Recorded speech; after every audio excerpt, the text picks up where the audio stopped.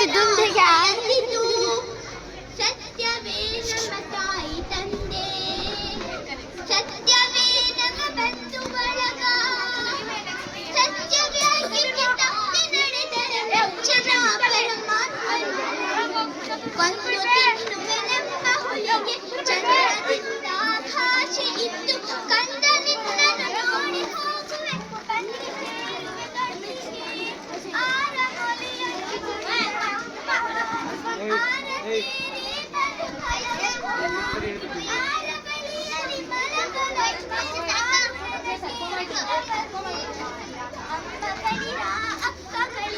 ನಮ್ಮ ತಾಯರ ಬಡ ಹೊಟ್ಟಗಳಿರ ಕಟ್ಟನೆಂಬವನು ಕಾಣಿರೆ ತಪ್ಪಲಿಯ.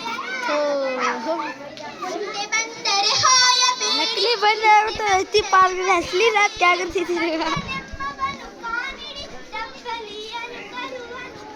ತಪ್ಪಲಿ ನೀನಾದೆ ಮಗನೇ ಹೆಪ್ಪುಲಿಯ ಬಾಯನು ಕರವೆನೆನುತ ಇಬ್ಬರ ಋಣ ತೀರಿಸದೆ ತಪ್ಪಿಕೊಂಡಿತು ಕಂದನ.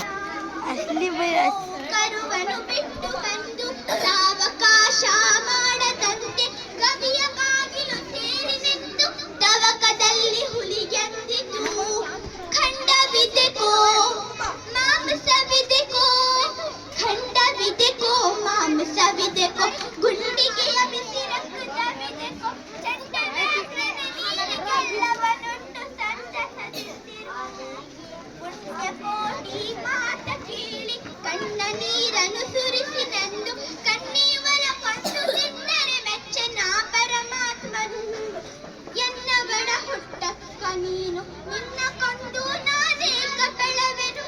ಎನ್ನುತ್ತಾ ಹುಲಿ ಹಾರಿ ನೆಗೆದು ತನ್ನ ಪ್ರಾಣವ ಬಿಟ್ಟಿತು.